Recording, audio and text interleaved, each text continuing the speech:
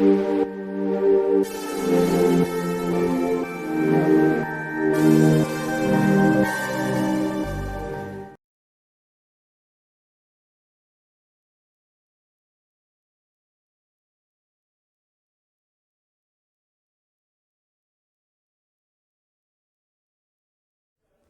Cathy. Hello.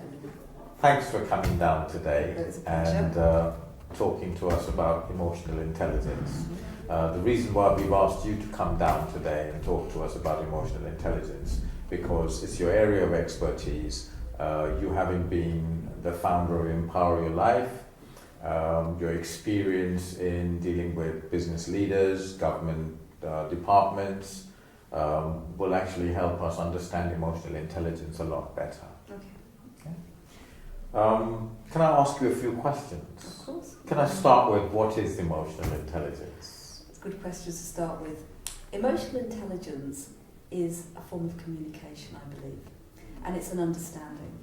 It's an understanding and awareness of our own emotions and feelings, and it's an understanding and awareness of our impact of our emotion and feelings, if they're present or not within the communication, and understanding and awareness of the other person's emotions and feelings and the impact within the conversation. And it colours so many different areas of the communication because it is about expression. It's about language, it's about tonality, it's about the questions asked, it's about body language, it's about presentation. There's a lot to emotional intelligence. It's about feeling, energy, all of those things. Yeah, that's a nice introduction to emotional intelligence. It's made me understand it a little bit more better. But I have a few more questions for you. Why is emotional intelligence important for leaders and managers? I actually think that emotional intelligence is important for anybody who will be involved with other people, and definitely leaders and managers. Yet I think the whole concept of self-leadership is incredibly important right now. Self-empowerment, self-leadership, I think, are interchangeable terms.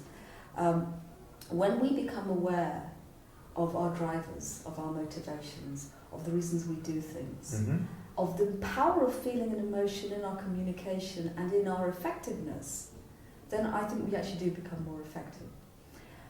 Technologically, we are very, very advanced now.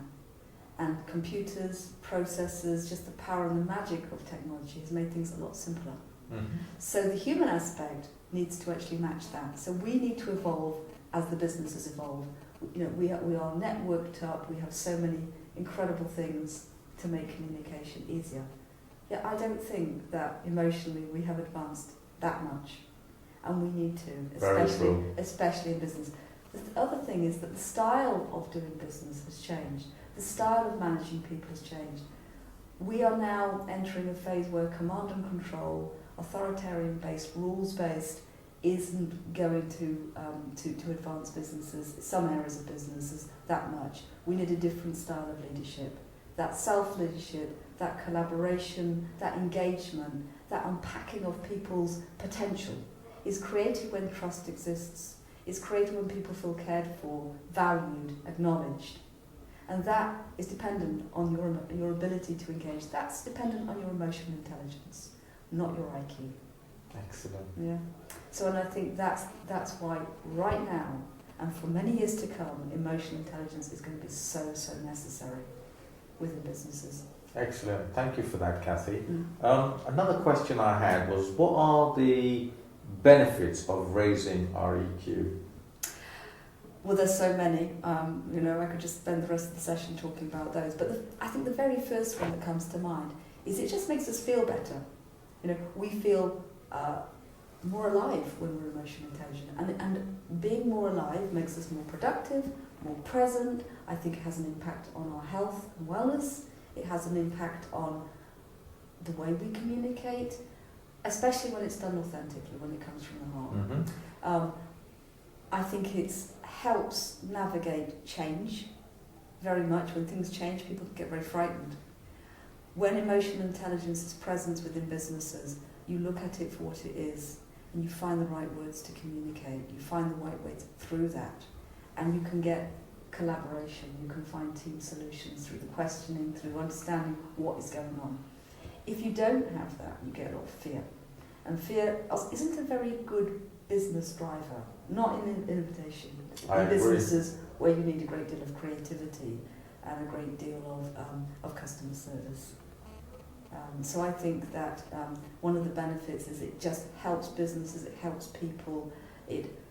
It's incredibly important with diverse communities where maybe there are many different people working together that don't come from one culture, that, you know, it builds inclusivity into the working life. Excellent. Cathy, I know you said that emotional intelligence comes from within, and you know, I couldn't agree with you more on that, but can emotional intelligence be taught? Most certainly. I think we all have a quotient of emotional intelligence, and some people have a very high quotient of emotional intelligence. They developed it through their childhood, and it's natural to them. But like any skill, we can improve that, and we can break down emotional intelligence into a subset of skills.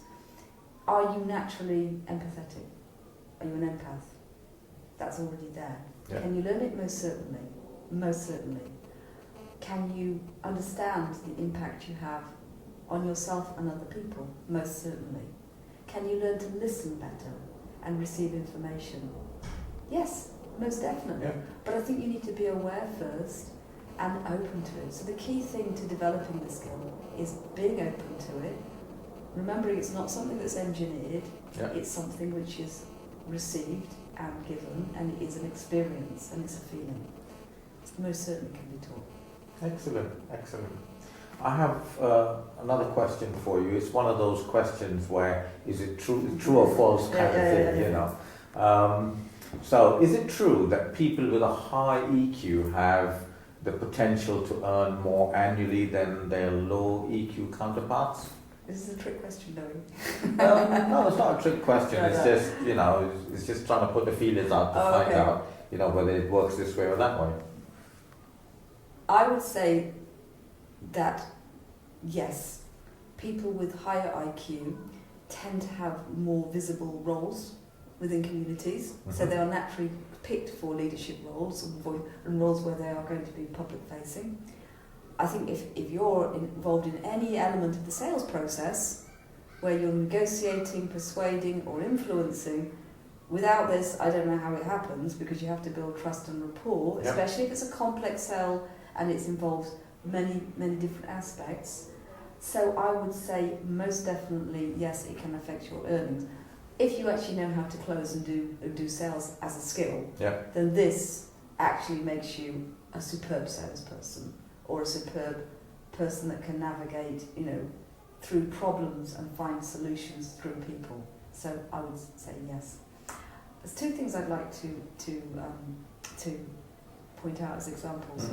I was thinking about a bank. Can I mention a bank? Yeah. Well, I was thinking about Metro Bank. Okay. That seems to have proliferated all around the capital. Yeah. And they're opening up a lot of branches. And some of the high street banks seem to be cutting back their presences. But one thing that those people at Metro Bank are trained at is how to greet people. They are trained in this field. And they are gaining a sharehold of the market because they're nice to people. It's as simple as that. They come across as caring. From my experience of them, and this is not to denigrate them, their experiences aren't better than the other banks. But the customer experience is better. The way that they feel that they've been treated, if there's an issue, the way that's dealt with, from the phone to the presence, you can see that. And if you take another example, for example, of someone who's trying to sell somebody a house, and he's been given a target to meet. So he rings the lady at night, trying to find her in, and he hears a baby crying in the background. You know, someone with high empathy would say, that lady's really busy at the moment. You know, this is an important thing. Maybe I'll call her later. You know, or that man, whoever it is, he could hear the baby. He just asked, "Is this a good time to speak to you? I can call back when it's more convenient. I have news," and then she can actually make her own decision. But it shows that consideration and respect, and that. You might say, is this common sense? I say yes, but it's common sense with care. And I think that emotional intelligence is built on care, respect, empathy, and compassion. Of course, I totally agree with you on that. I mean, that was a very, two examples that you gave were very, very good examples to kind of portray how emotional intelligence can be used in various different job functions. Yeah, that's good. So where do we go from here? If you know, you're interested in, if anybody's interested in finding out more about this, I think it's just to ask a few questions. In my business, with my team, with my role in interfacing with people, could I improve this skill?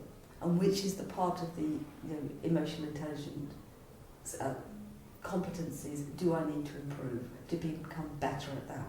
I think that's probably the first question to ask. And then just call us, email us, and we can make an assessment. What we don't do is have a bolt-hold engineered solution, because, as I said, this is bespoke. This is not engineered. We need to have the conversation, and then we can create the solution about the best way forward, and also the best intervention that will develop this particular skill. So it can be customised to suit the individual's needs. Well, it has to be customised because you are dealing with individual and the way that they communicate, so it needs to be. Excellent, excellent. And to be authentic, I think that's very, very important, because I think people are pretty good at picking up something that seems a bit phony and a bit false when they're reading from the script. Very true. Yeah. Well, Cathy, thank you for coming down and talking to us about emotional intelligence. I really appreciate it. Thank you very much. I really enjoyed it. Thank you.